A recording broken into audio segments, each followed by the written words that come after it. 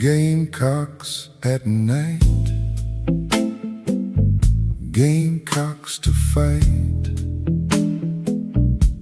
Gamecocks to debate about what is wrong and right. We have an hour to talk, so come on, let's go. Let's hear from all the Gamecocks on the late night Gamecock show.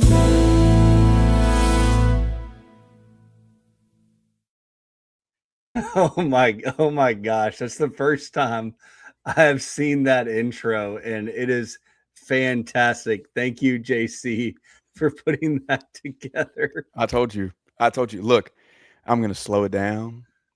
We're gonna do a little slow jams tonight on the late night Gamecock show with the late night Gamecock himself, Matt Anderson, and later on we'll have keep it together. JC Shurburtt in. This is like when I'm on SEC Sunday night and we say that Casey comes in to tickle our ears. We're gonna tickle ears all night tonight, Matt. Take it away. Well, we do have a loaded show tonight. We have JC Shurburtt coming to talk about the week that was in Gamecock recruiting, which was a very, very big week. Picked up commitments from 5-star Josh Dobson, 4-star defensive back Davion Jones, 4-star offensive lineman Nate Carson, and 3-star defensive end Jaden Brody. It has been a monumental week for South Carolina. They have jumped way up, Rob Williams, in the On 3 Rivals recruiting rankings. They're now top 25 in the country. Rob, just 2 weeks ago, I said, look, it only takes a couple, and those couple came, and look where they are now. We said this, right? Like, there was an opportunity to make a splash that was going to hit hard nationally, and I think this grabbed the attention of people outside of Gamecock Nation a little bit, which is a good thing, Matt, because I do think that Shane Beamer deserves more national respect. Obviously, 4-8 is going to take you down a notch. Yeah. But there's a lot of momentum, and that was the key term that we used with Josh Dobson the past several weeks as we've kind of hinted and thrown his name out there and talked about the state that was coming up, is if they could get it done there, the momentum that would be created further down the recruiting trail really carries into the actual season where we're going to see the Gamecocks hit the field.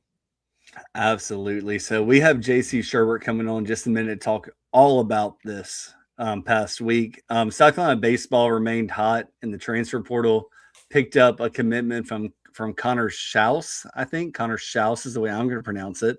Arguably the best bat in the portal, also can pitch a little bit as well.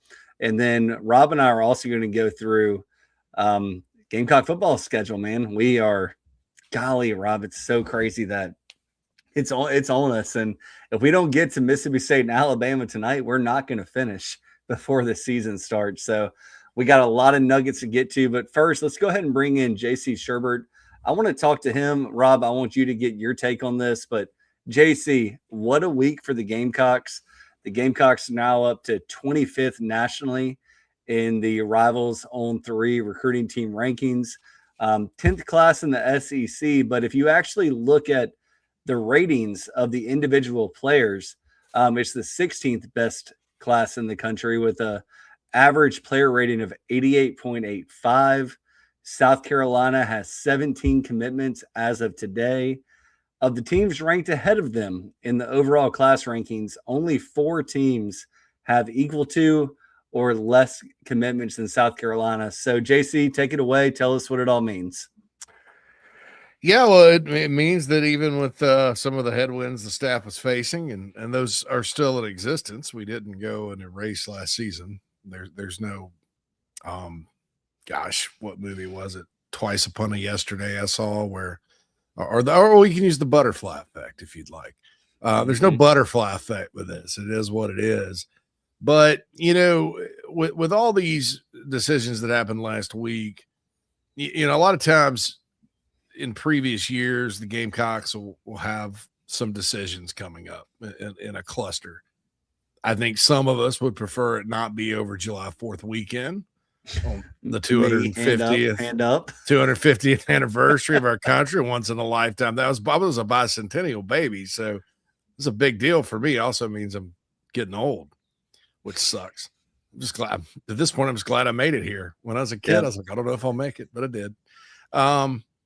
And so, but oftentimes the Gamecocks will have these scheduled, and 3 of the 4 will go their way, 2 of the 4. There's always some negative surprise that takes place. Well, that didn't happen this time. As far as the individual one, shout out to Rob Williams, because I think many of us were out here just thinking that Nate Carson was going bye-bye. And Rob just went bye-bye. I got a call from Rob one day who talked, was at Irmo and picked up some intel. And I kind of checked it against some other folks, and we collectively found out that, South Carolina's pretty high on his list. And, then I checked with some of my contacts, and they said for sure that, in the end, they thought it would be the Gamecocks, and it was. And so that's good. In-state has been kind of weird. A lot of people just look at the rankings and go, well, they only got this many guys out of this many. If you kind of dig into who these guys are, some of them Carolina didn't pursue. Some of them, like the kid from Woodruff that went to Penn State, good back. I like him. We'll see if they were right about it, but they didn't. They were fine with them going to Penn State. The kid that decommitted that ended up at Colorado, Jaden Kelly Murray. I don't think they're going to miss him in the class at all. I mean, and I hope he has a fantastic career. Yeah, absolutely. And I like him. I'm just saying that you got Evion Lewis and DJ Huggins, and you've got some other receivers that you're looking at, and I think they'll be fine at receiver, right? Trey Segarra obviously committed elsewhere. Seth Tillman's probably going to Clemson. And that's tough when you lose a D tackle out of South Point like that. But all in all, it's not that bad. Glancing at the state rankings are going to give you one picture, but I'll point this out.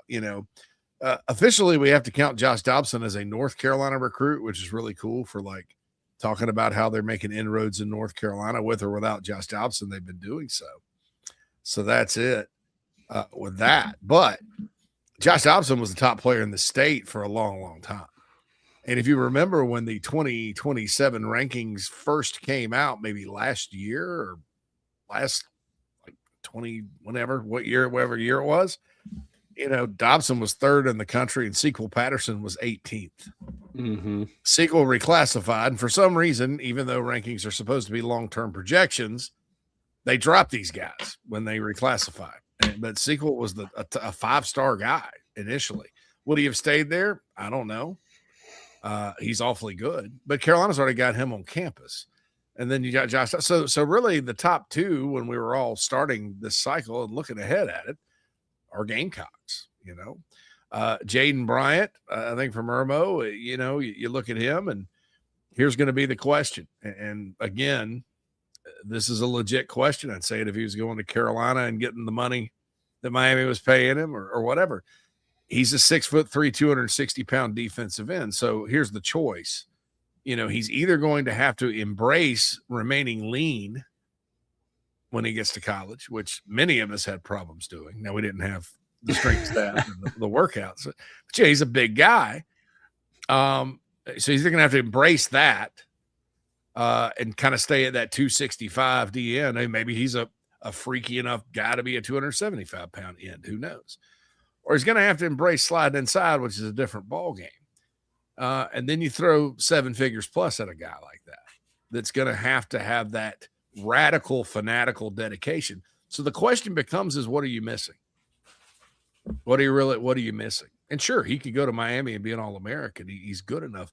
But there are questions about his path, regardless of where he goes. I'm not trying to downplay it. So all in all, when you look at it, it's not a great year for Carolina in-state recruiting, but Carson kind of makes it better. And then I'll remind everybody of Patterson and Dobson and kind of that those guys were in state. I don't know, there's going to be a lot of, as the Charlotte area grows, especially the South Carolina suburbs, you're going to see this a lot where kids cross the border. It's just going to happen. In the recruiting industry, you have to go with where they're at in state. So the historical record will show that South Carolina got the number 1, number 6, number 7 prospects in North Carolina this year. but really Dobson's a South Carolina kid. And that's the other part of it too, getting Dobson and Davion Jones, and you got John Archer in already. That's 3 top 10 players from North Carolina. You add Jaden Brody, that's 4 of the top 15. When they got Donovan Darden 2 cycles ago, that was huge. And he was a late riser. You know, that they didn't really have the door open for them for very many blue chip prospects out of the Tar Heel State, and they've completely turned that around. I think it's a great time. If you look at the top 25 in North Carolina right now, guys, none of them are staying in state. I mean, I think the top 2 or 3 in the state staying in state are committed to Duke, and they're way down the list. So that's it's a good time. Those kids like to go out of state anyway, so it's a good time to kind of take advantage of some dysfunction. Yeah, I was just going to say the kind of the setup across the state doesn't really. And to be fair, you mentioned Duke there. Obviously, there's dysfunction in Chapel Hill, but even at Duke, you have a great year, air quotes around that, win the ACC championship and get your best players ripped out of your hands by Miami. So it doesn't necessarily set up for that to be a sustainable long-term path for those kids either. And then you have your favorite coach, Dave Doran at NC State, who's going to 7-5, baby. Exactly. So it is up for grabs, JC, in that North Carolina area. When you look at this class specifically, is there a position group where you feel like there's still something that's really lacking, where Shane Beamer and staff really need to get after it, or can you see it kind of shaping up and we're getting towards the end of what you're going to see with this class outside of the potential flips in the fall? I think that with the portal now, we all have to keep in mind, it's very easy to jump on that and go, well, they have to do this, they have to find this, they have to find that. Sure, 2020, 2019, but you got this transfer portal thing now. It's kind of handy. And so I think that I think edge obviously is a spot where you would prefer to sign elite high school guys, rather than risking it in the portal, because there's going to be a year where everybody needs it, pass edge rushers, right? And they don't have any homegrown, and it's the portal's very much market dictated. And so I think that you'd prefer to have these guys, put them in the pipeline, get them developed, that kind of thing. But if it's not realistic, then you can always go portal. But I think edge is one spot you look at because, Caleb Herring actually, with the new rules, will have another year. Yep. But, hopefully he doesn't want to stay because he's going to the NFL because he has a great year. Dylan Stewart's going to probably go to the NFL. You do have Dodd and Addison. Addison's probably going to be in the 40. Julian Walker's a promising young player. But you need to backfill. You don't want to get in a situation like in 2023 where you really are not ideal at that spot. So I think edge obviously is one. They would like another running back. I mean, I talked to somebody the other day that had a lot of great things to say about Braden Tyson. I think he's unique as far as like their, what they have in the room already. And some of these guys like that are committed to other places, like Jernard Albright, I think they'd take him back. I'd take him back in a heartbeat. Yeah. So, JC, my question to you, and we're going to get to some of the stuff in the chat box here. Scott Chiakowski asks, and Rob, you can throw that up there. Got you. In order to get back in with Segura and Ards, does there need to be a significant package? I'll start and say I don't think so. I think the Gamecocks have been very competitive there. It's not like an extra $500K for the Gamecocks is going to get them across the finish line. It's much more, we need to see results on the field this year. Do you agree, JC? Absolutely. No, the Ards was they were very, I think they had a higher deal on the table for Ards than A&M. And Segura, nobody's really going to pay a bunch up to a running back. There were a lot of rumors out there that it was BS about somebody paying Trey $2 million to go to LSU. They've got 3 running backs committed, man. I mean, are all of them getting $2 million? Really? Well, I'd also say from that perspective on LSU, like my contact with their GM in that department down there, the general statement coming out of that coaching staff is similar to South Carolina's in that they're not going to pay for freshman talent. That's not the how thing. they're working. Lane Kiffin has been the best coach in college football at roster building during the portal era. And here's why, is what I was told directly. He doesn't overpay. They assign a value internally to a player like, well, this guy's worth this, and they don't go a penny over it. They just move on to the next guy. So Segura, to me, is probably not a money thing. In fact, I know it's not. I think South Carolina was really strong with him. I'm not saying he'll automatically transfer if you win X games. That's unrealistic and never happens. I do think he's kind of caught up in the moment at LSU and committed there. I think that's actually good for Carolina. It's rather there. It's good there, and then let Tennessee and everybody else fill up. And then when he flips, there's not a bunch of options, and you have a better chance of getting him. But I think I don't think either one of those. If I had to say, Chakowski or Kahowski, Scott Kahowski. That's a nice Chicago name, my friend. I would say Ards would probably be the more quote unquote expensive one because he's an edge rusher. But that's about it. And just to answer your question quickly, Justin, Fluky from Coastal, he's gonna probably be drafted. I think he will commit to Carolina, but it'll just be for leverage. In fact, I heard that directly. But you never know. That's why you sign guys like that, because you just never know with major league negotiations. Not to change the subject of baseball. But so JC, really quick, I want to stay on recruiting for a minute. Now you have almost a handful of players committed in the secondary. Obviously, we've talked about it.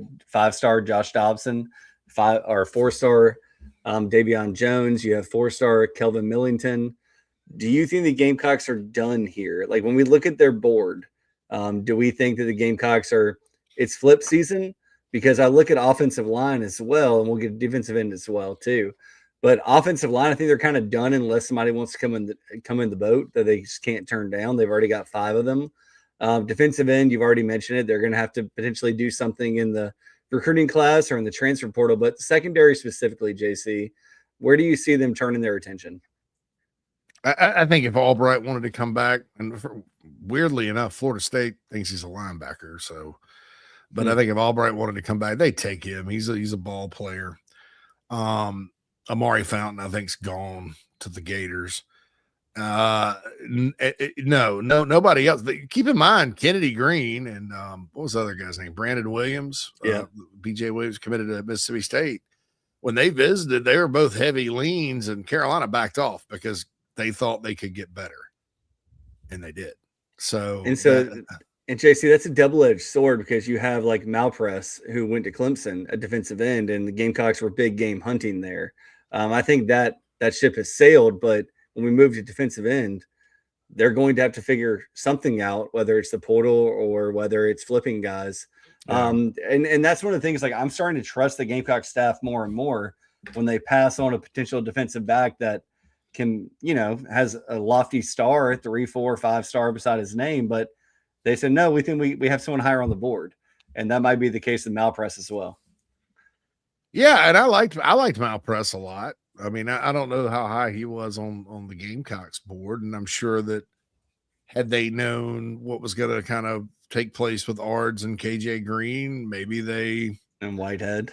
Whitehead. Wow, that was out of nowhere. But they probably may have kept him a little warmer. But Clemson saw what they saw and got him. And Clemson's obviously speaks for itself. So you win some, you lose some.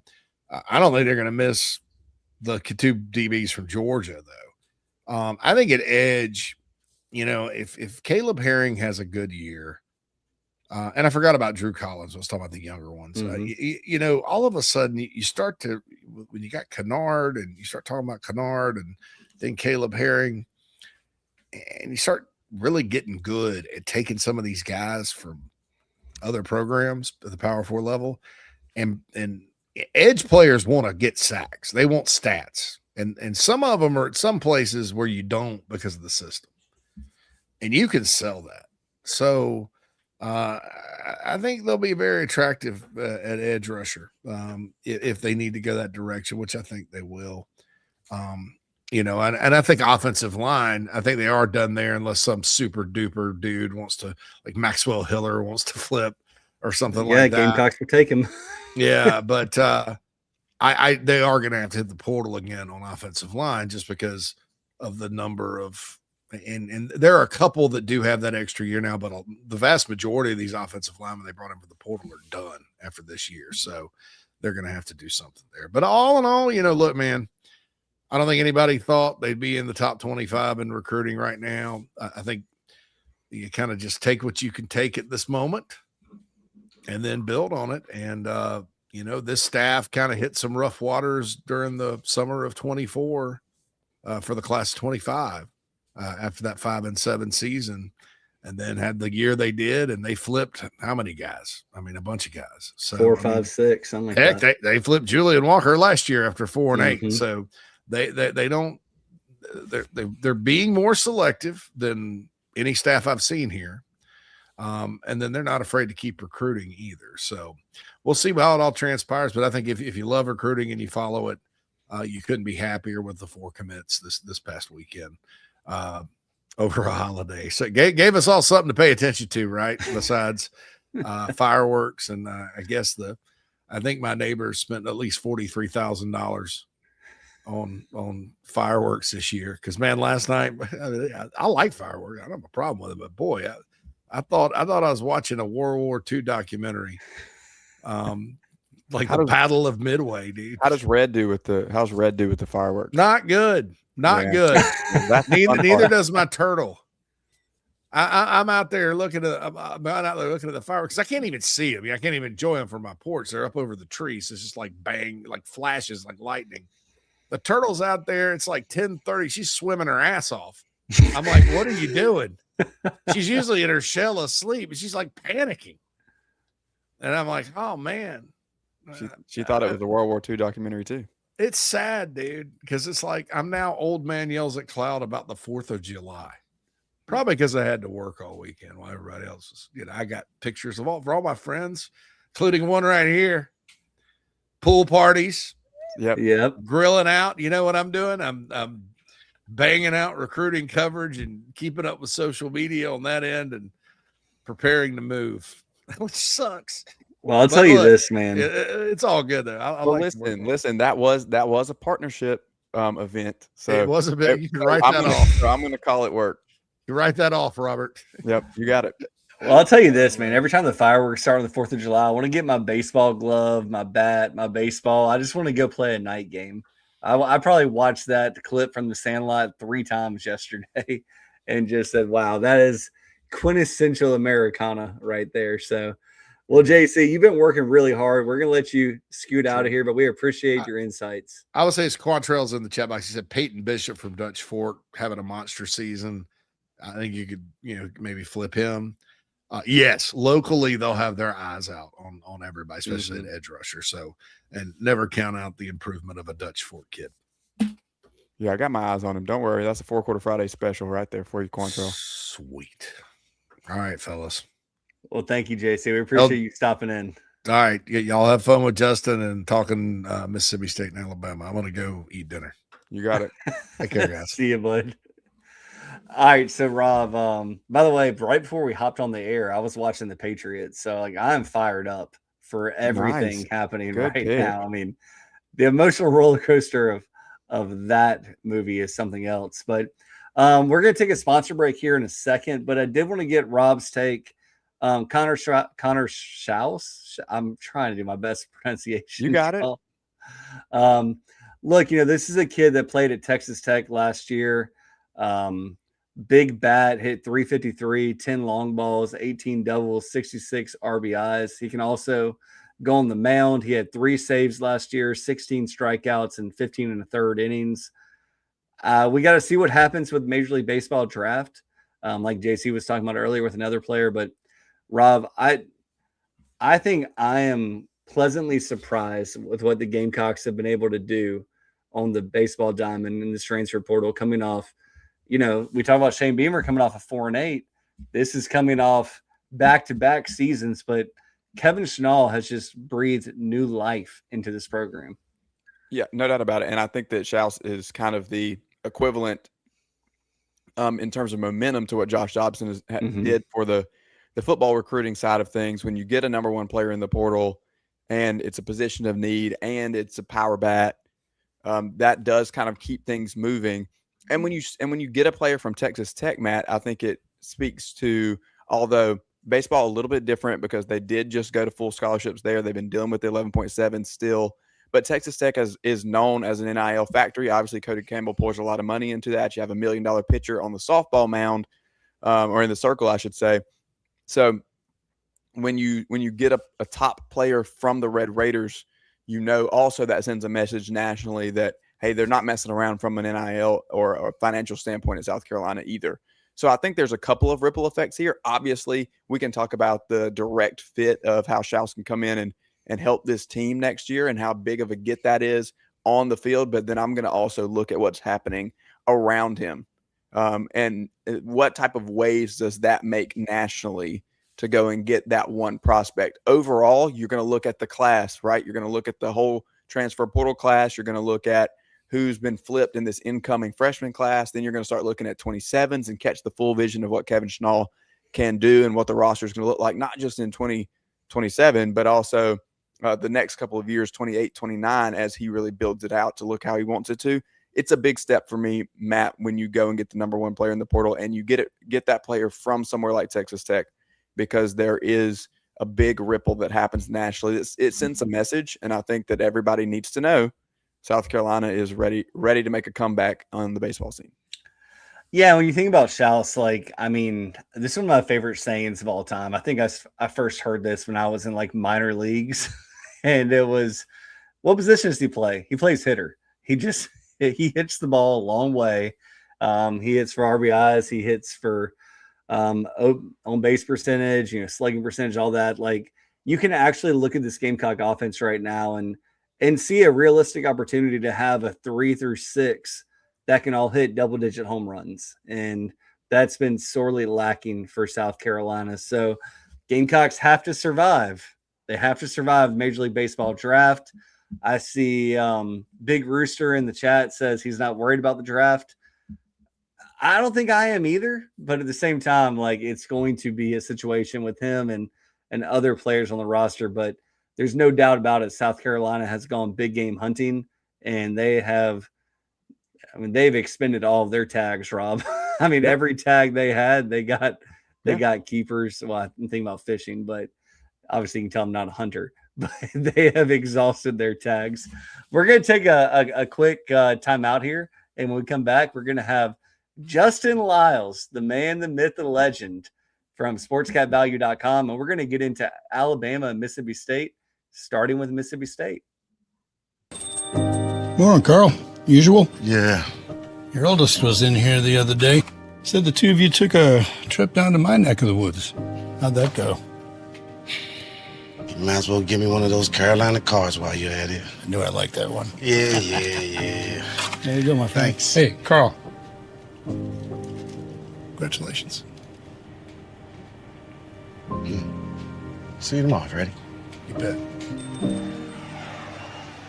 JC Shurburtt here had a brilliant idea that some good friends of mine in Florence have told me about. Next time you're having a wedding or an event or anytime you got to feed a bunch of people, talk to my friends over at Flavortown Eats and Events. That's right. It's a food truck / trailer, prepares the food fresh on site right there for you. No hassle. It's absolutely delicious. They'll come out, turnkey solution to feed the masses at your event. Go to their website right now. flavortownflow.com. That's flavortownflow.com. They have all the contact information you need, and they are a proud sponsor of the Late Night Gamecock Show and the Chief Sports Network.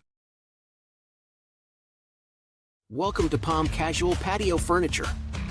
Because we are the factory, Palm Casual has the ability to offer the highest quality outdoor furniture paired with world-class service.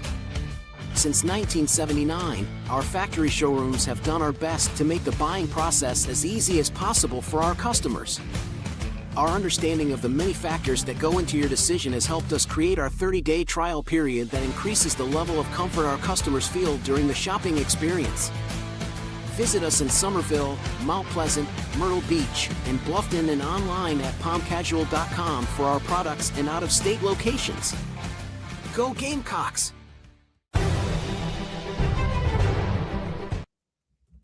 Welcome back into the Late Night Gamecock Show. I missed this on the open, but my name is Matt Anderson, the Late Night Gamecock, and Rob Williams of Four Quarter Fridays, SEC Sunday Night, the Big Spur, Gamecock Central. What am I missing, Rob? ITG consultant? What do we call you? Consultant? I don't know, something like that. That's what some people would call me. Yeah, I like to think of myself as the Chief Sports Network utility player because I'm on all things all the time, and I'm a little behind the scenes, do some social stuff. It just depends. So yeah.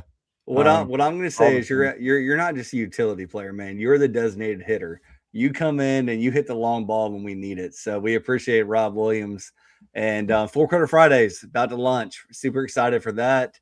It's going to be a great message board that all of you guys can be on, guys, gals. Tell your family, tell your friends, tell your high school alumni. It's going to be awesome. But let's go ahead and bring in Justin Lyles of sportscapvalue.com. Justin, Jay Lyles, it's been a minute. How we doing, sir? My name is Justin Lyles. Good to meet y'all again. It's been a minute. What's going on? Good to have you. Good to have you in. It's our first time on the air together, Justin. But I've obviously watched before. I'm on right after this on SEC Sunday Night, so kind of keeping up with what's always been going on here. So I've seen your work, and it's fantastic. Looking forward to talking a little bit here. Yes, likewise. It's good to be back. Been a minute, but yeah, let's get to it. Well, Justin, man, first off, I want to hear about we've had a lot of major golf tournaments. We've had a lot of action. This is the last time you've been on NBA Finals, everything. Are you enjoying the slow period? Well, we just lost him. I'm sure he'll pop right back in. That's the joy of internet, folks. But yeah, so like if you haven't been on sportscapvalue.com before, just know that Justin does a great job looking out for Gamecock fans. He always runs promos. It's a great opportunity for you to dip your toes into the gambling world if you want to. But what I like it for and what Rob likes it for is that we're able to just get our feel. If you don't want to put any dimes, pennies, dollars, whatever on sports, you can at least have a feel for it. So wait for Justin to get back in here. He must have had a bad couple months with golf and NBA. I'm joking. I'm sure he had a great couple months. No, whatever. The tech message that was sent to me was disconnection. There we go. Okay, we're coming back up. We're coming. We got him right back. There we are. So Justin, I hope it wasn't. I didn't do anything. I didn't push any buttons. I promise. Justin, I hope it wasn't a bad month with NBA and golf, and you just decided to get out of here. But Justin, tell us what you've been doing lately. Man, the NBA Finals was Christmas in June. It was fantastic. And I'm not sure I really missed many with the Spurs and the Knicks. A lot of overs in the finals. So we wrapped up June at 34 units. Golf has been kind of a struggle, so to speak. I've only hit 2 winners this year. I think I had 5 last year, outright winners prior to each tournament. But we got a lot of good golf coming up with the Open, and then obviously football making its way here shortly. So, well, Justin, I just said how you always are so gracious to Gamecock fans, putting promos out, doing everything you can to help them if they want to dip their toes into the gambling world, right? Like it's not necessarily like, hey, go gamble your mortgage, Right. It's right. If you want to do it, gamble what you're willing to lose. But with Justin, you're probably not going to lose it. So if you stay the course. But Justin, tonight we're going to talk about Mississippi State and Alabama. I don't know. I know that you're knee deep in the research, but I don't know how much you've looked at these individual matchups. So we're not going to give predictions. So, we're just talking about the teams overall. I'm going to give some quick stats. Rob's done this dance a few times so far on SEC Sunday Night. But the only person that I trust when I look at a preseason magazine or, looking at this, that, or the other thing is Phil Steele. The On3 network is fantastic because you can actually go read the message boards and the articles from every single team that you're going to play this upcoming season. But for right now, we're doing all this with Phil Steele. So when we talk about Mississippi State, 64th in the nation in experience. So that's just how many snaps, how many years they play, what level they played at. Mississippi State has the 8th toughest schedule in the nation. So it's going to be it's a tough year to be Mississippi State because in the SEC and those wins are going to be hard to come by. And look, South Carolina can say the same thing after last season, but they were not ranked in Phil Steele's power poll. In the SEC, he ranked them 14th out of 16 teams. As far as position groups, quarterback 54th overall, running back not ranked in his top 70.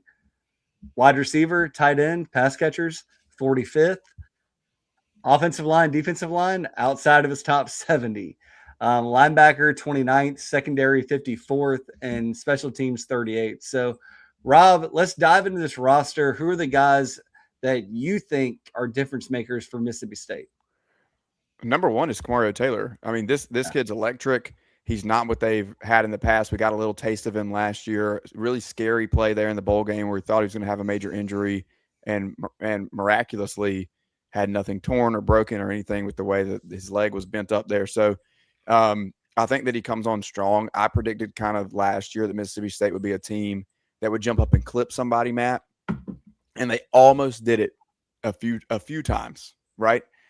So you don't want to be that team that they get this year for South Carolina. I think they have deceptively more talent than what the national perception of them is. I'm not predicting that they're going to be like a 7 or 8 win team or anything like that, but I think they can slide around and have a game where they play with some of the top talent in the SEC, and that all starts with Kamario Taylor, because if you have a playmaker at the quarterback position, he can kind of get you out of some of those mishaps where maybe the line isn't as strong as it needs to be. We've seen that with Lenore Sellers, and then Fluff Bothwell's kind of been proven at the running back position.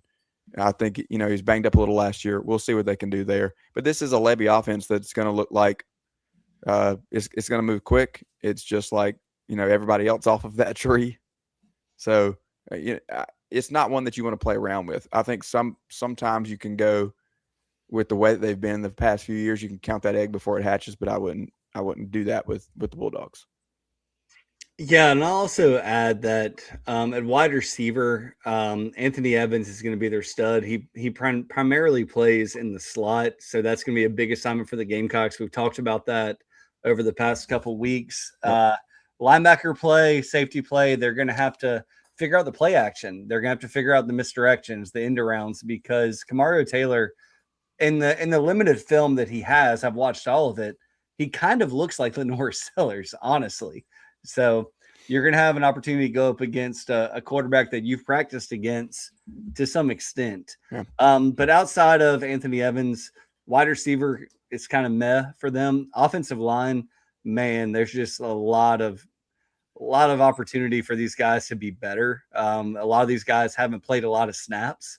So when you look at the offensive line and you think about what South Carolina, and if Dylan Stewart is ready to go week 3, it's a pin your ears back kind of week. And we'll see what they do there defensively. Well, actually, before we go defensively, Justin, anything you want to add there about the Mississippi State offense? Just kind of reiterate what you're saying. I think you're both spot on. Kamario Taylor is probably one of the most underrated electric quarterbacks in the country. I'm not sure I agree with Phil Steele's 50-something ranking. I'd probably put him in the top 30, to be honest with you, just from an athletic perspective. He can obviously take over a game and keep you in a game. And if your I think their defense is going to obviously not be up to par. They've made changes on the coaching side there. So he's a player that can, if you get down 2 touchdowns, 2 scores or what have you, he can come back and keep you in the game and maybe bring you back. But the schedule is just brutal, and it's going to be tough. So we'll see. Yeah, when you look at the defensive line, it's not much better, honestly. Like when I did all my research for this, Rob, and tell me if you think I'm crazy, but as far as scary games for the Gamecocks, yeah, it's scary. It's SEC opener. It's all of that jazz. It's emotions. It's, Kendall Briles has had 2 warm-up games to get ready for it. But I wasn't impressed by their defensive line. The linebackers were okay. But then you look at the secondary, and I do like cornerback Kelly Jones. I don't know if I want to mess with him too much, but it should be a situation where if the Gamecocks can move people around enough, play this Kendall Briles style of offense, that they should be able to move the ball. But Rob, I want to get your take on the defense as well. I think that the biggest thing with the defense, and Justin alluded to it here, is the coaching change, right? You bring Zach Arnett back, who was just fired as the head coach of the Mississippi State Bulldogs. He takes just a brief hiatus, comes back now as the defensive coordinator, which was the role where he was thriving under the Pirate there in Starkville. So we'll see what type of change that makes. The question, I think that they will be more disciplined, and I think the scheme will be a better fit. I do think it may take them another year to maybe get the personnel back to what he wants it to be a little bit. But my question is, from a chemistry standpoint, how does that work? We're going to see this at multiple stops around the country this year where previously fired head coaches are coming right back. You're going to get that at Virginia Tech, and it's probably the shortest turnaround I think that we've ever seen in college football, where a coach is fired and, a couple days later, did they let him get a cup of coffee? Did he put his house on the market? I doubt it. And he's right back, Brent Pry, right back there as a coordinator. So that's just really intriguing to me.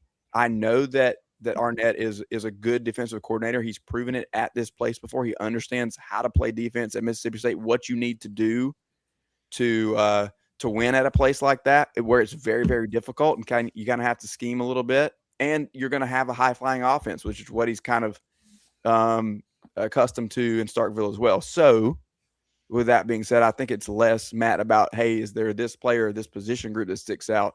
But as a unit, as a whole, what is the difference of changing the defensive coordinator? How does that impact them? I think they will be stronger on that side of the ball, and that may help them steal, like I said before, steal a win or two, because we know what Kamario Taylor is going to be able to do from an offensive firepower standpoint. You don't have to you don't have to hold people to 17. I think he's going to be able to score a little bit. Well, I sit there too, and I wonder what it's like taking off that head coaching hat and saying all I'm responsible for is the defense. I've watched film on every guy that's still in the program. I've helped recruit, and I've looked for guys in the portal. And it's one of those things where if Arnett can just be a defensive coordinator, maybe that helps them. Like Will Muschamp went from South Carolina, and then he went to Georgia for a little bit, and now he's a defensive coordinator at Texas. Yeah, I think the difference, though, is that you're in the same building. I talked to somebody, we talk about LSU all the time, and I have some connections there. And I talked to someone this week that kind of alluded to the fact that Ed O is a huge positive for LSU, especially in terms of recruiting. But sometimes he forgets because he's walked back into the same building where he was the head coach of a national championship team, and he starts talking or getting people to do things or whatever that's a little head coachy. And I don't think it's on purpose or anything like that. It's just your muscle memory kicks in. That'll be the interesting thing in these cases like Zach Arnett, where you're back in the same building where you were previously the man. It's a little different with your Muschamp or others that leave a head coaching job and go be a coordinator at a different school. It's a different vibe that way. Oh, you're right there on it. And, as far as kicker goes, Kyle Ferry, 6'1", 205. 43 of 65 on field goals overall, but on longer attempts, 49 yards to 49 to 50 plus, he is 17 of 25. So this isn't going to be a situation where the Gamecocks can necessarily say, all right, 50-yard field goal, we'll just take the ball over when he misses it. It might not happen. And the punter averages 47.8 yards per punt, 12 punts down inside the 20, and returns were 10.7 yards. So when you look at this team, all Americans, according to Phil Steele, they have one. It's that Kelly Jones defensive back we talked about. And then preseason all SEC team, according to Phil Steele, third team wide receiver Anthony Evans, second team cornerback Kelly Jones, fourth team linebacker Isaac Smith, second team punter Ethan Pullman, and fourth team place kicker is Kyle Ferry. So Justin, here's the fun part. We are going to go through this schedule, and we're going to ask you to give the predictions so Rob and I can stay neutral. So they open up their schedule against Louisiana Monroe. I'm guessing you're probably going to say a win. Yeah, I think the line is 28.5, so give me a W there. All right, so then they go on the road to Minnesota. I think this is early in the season. I think this is a win as well. All right, so first ever meeting, they never played before, and then the Gophers will actually head to Minnesota next year. All right, you're on the clock now, Justin, at South Carolina, week 3. Yeah, I mean, we talk about they need to pick up a game here, but I don't think it happens here. Otherwise, yeah, bad things are not are in order for South Carolina. So, all right, well, Justin, you're everyone's favorite Gamecock guy right now. Then you go to Missouri and Alabama, and then you have a bye week. So, what's your predictions for Missouri and Alabama? This is another one too. Missouri, you don't know who you're going to get, but I mean, with Eli and that team, that program has been very consistent. You know, I think a lot of people Mizzou as a program is a very underrated program under Eli. So I think this is a loss here as well. I mean, but this is a toss-up game. If you're trying to hit that total we're talking about at some point, that's one that maybe you might want to win. Ooh, I kind of like that one. And then you have Alabama, I think. Yeah, I mean, I think I'm just going on just a talent, grade here. We're going to go with Bama. All right, then you got LSU, Oklahoma, and Texas. Give you some quick nuggets. LSU, they've only beaten LSU one time. It hasn't been since 2020. Oklahoma is homecoming for Mississippi State, first ever meeting. And then Texas, third straight year these teams will play. The Bulldogs have covered in each of the past 2 seasons. Yeah, I think at LSU this is going to be a tough one on the road. I'm gonna give that one an L. I think if it's going to be an upset as far as a superior program. This one hosting Oklahoma is their chance to really get that win total over what's projected. And then going to Texas, they seem to be playing them, like you said, pretty close throughout the last couple of years. But I just don't see them pulling the upset in Austin. That'd be tough. You have Vanderbilt. They haven't played since 2021. Bulldogs have actually won 5 of the last 9. Then you have Auburn and Tennessee Tech. We'll skip Tennessee Tech, but Vanderbilt and Auburn for you, Justin. I like them against Vanderbilt here. I think I don't expect Vanderbilt to have the year they had last year. I just like Mississippi State in this spot, and then Auburn. We don't know what's going to happen. That's another toss-up game there. But I'm gonna say they're gonna win both of these. Okay, and then at Ole Miss, the Egg Bowl. That's the big one. I'm gonna put them for an L there on that one. All right. So the over-under, Justin, is 4.5 wins. The over and the under are both minus 115. If you wanted to give the folks a way to bet this, how would you recommend they do it? Yeah, I mean, I tread lightly, but I like the 115 on the over here, 4.5. I think they can easily get 4 wins, and I think there's going to be probably 2 to 3 games that they have a chance to get one from out of those 3. So I kind of feel like they're going to finish the season at 5-7. Just to cover barely. But as far as betting the totals, you want to look at the juices. This is not a high juice situation. You're not paying a high tax, so to speak, for a particular bet. So I feel comfortable laying it with Mississippi State to go over the 4.5. All right, Rob, your take on that. Over under 4.5 wins for Mississippi State. Well, if you want to see all of my picks, you can go to SEC Sunday Night, where I've run through these already. I also have them at 5-7.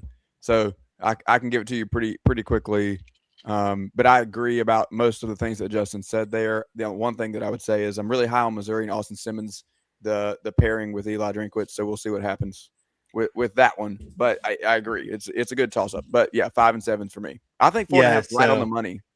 I'll go over 4.5 as well. I think 5 wins is the number. We got to go to Alabama now. This is the big, ugly person that's ruled the SEC for years, but Nick Saban's no longer there.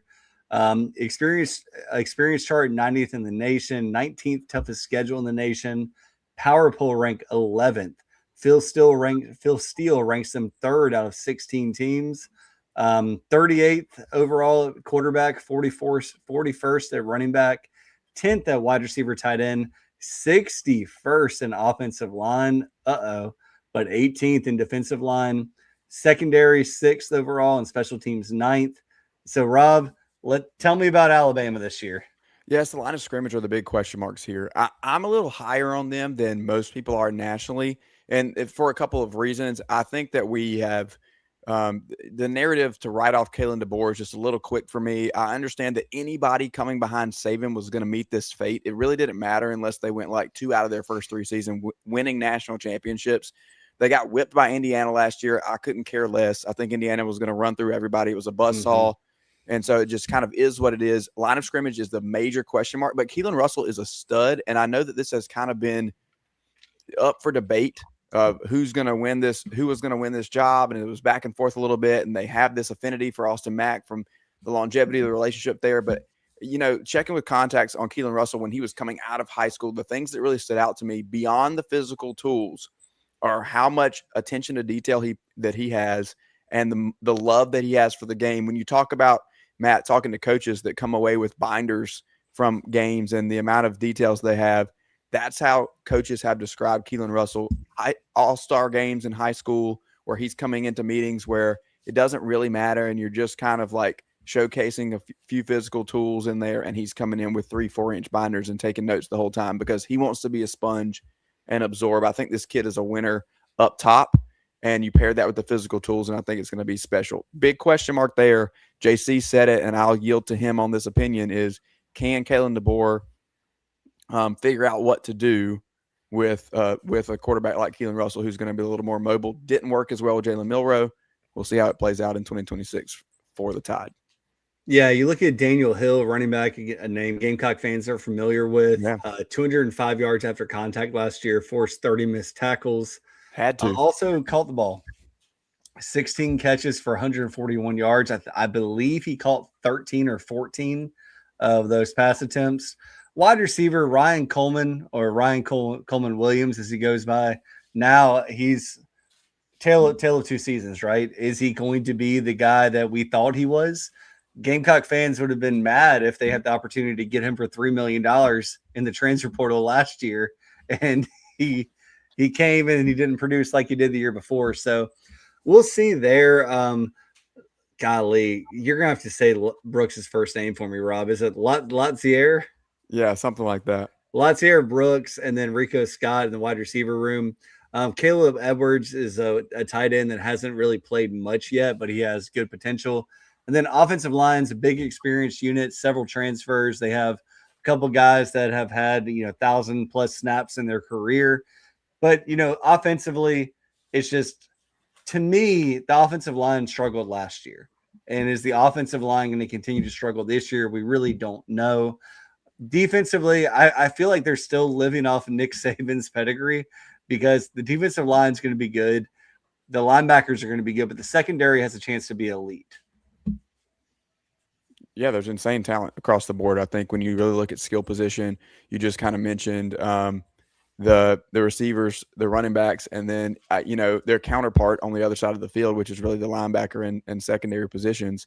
I think that they are more than adequate to make another run in the SEC. The question is just going to come down the line of scrimmage, and I would push back on Steele a little bit and say that I would question a little bit of that defensive line depth as well. I think that both lines of scrimmage are question marks for me when it comes to Alabama. If they can be serviceable in both of those positions, they got enough talent around the rest of the board, I think, to carry them. So, Justin, the big question I have for you, are you still believing the Alabama talent train? Yes, I am. I mean, I think with DeBoer and his third year now, he got the extension. I think he's done a heck of a job considering, following Saban. He goes 9-3 the first year, and then he's in the playoffs last year. Obviously, the quarterback question, which y'all have already stated, can that quarterback? We know they're going to have a talented quarterback. The question is, can they? When it comes to game management, Ty Simpson did a heck of a job last year, really managing the game and really making those calls and plays when he need to, or making the right decision. And that'll be the question for their next quarterback. And I really think that's what it's going to come down to. I think his assistants on both sides are as underrated as anybody in the country. I think they're very good. And I think their OC is one of the top best in the country, in my opinion. Doesn't get enough credit. So I think they'll be just fine. I think so, too. You look at All-Americans. They have cornerback that we talked about, the secondary, Xavion Brown, Bray Hubbard as first and second teams. Third team All-American wide receiver Ryan Coleman Williams, according to Phil Steele. First team cornerback Xavier Brown, second team wide receiver Ryan Coleman Williams, offensive guard Michael Carroll, he's their best offensive lineman, defensive end Yanze Pierre, third team linebacker Caleb Woodson, and kick returner Lotzier Brooks. Yeah, I see Rob, you're hilarious. But I got through all those pronunciations. All right, Justin, take a sip of Gatorade and get ready because here comes the schedule for Alabama. Starting out against East Carolina. Thoughts? I mean, yeah, win. That's my Okay, thought. then they go on the road to Kentucky. Yeah, maybe a little early here, probably maybe a little closer than the experts think, but I'm going to give them a win here. All right, Florida State. This is coming off a Florida State bye week. First time hosting Florida State since 1974.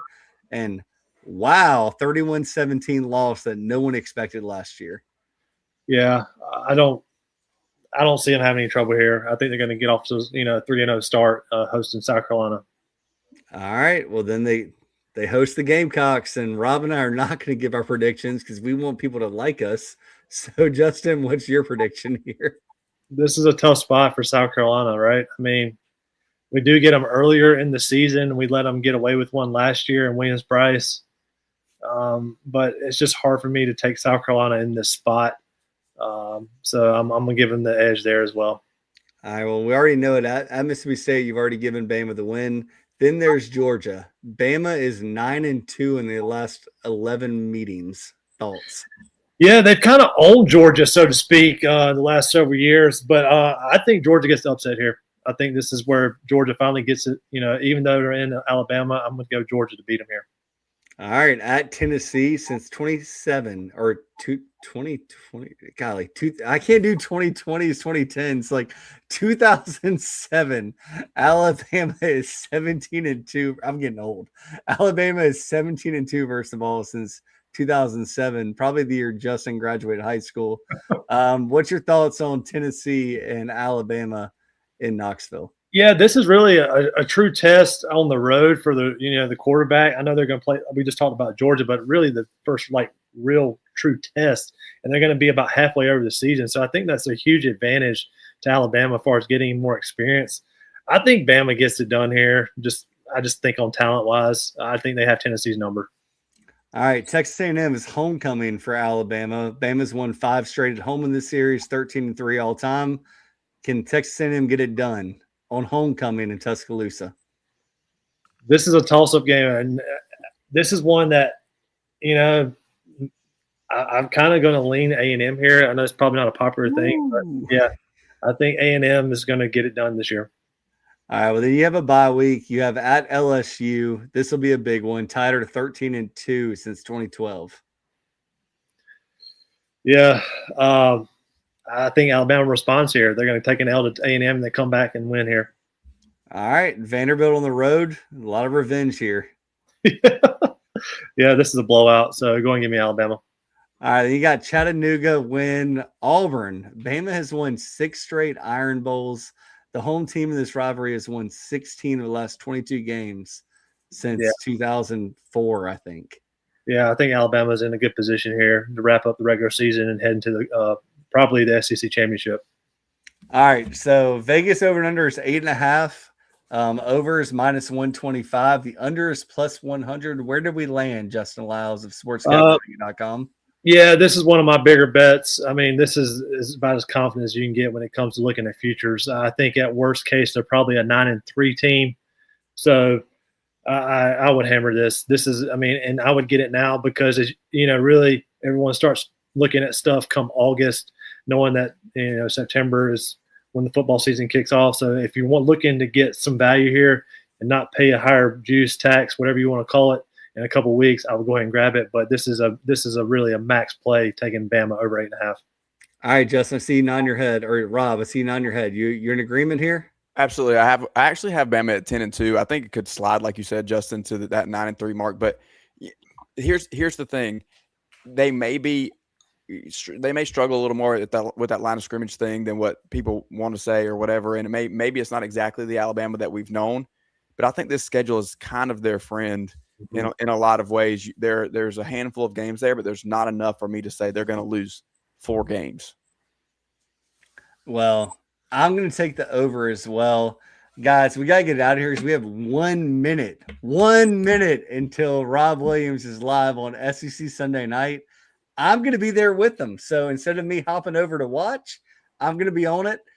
We appreciate everybody for being here. We're so happy to have Justin Lyles of sportscatvalue.com back. Justin will be here the rest of the way. So all you guys that were hitting me up on Twitter, hitting me up on email saying, where's Justin? Justin's back. So we appreciate it. We thank you all for being here tonight. You give us the most valuable thing you have, your time. Justin, we hope you have a great rest of the week. Rob, I will see you in about 38 seconds. All right. Take care, guys. Bye, guys.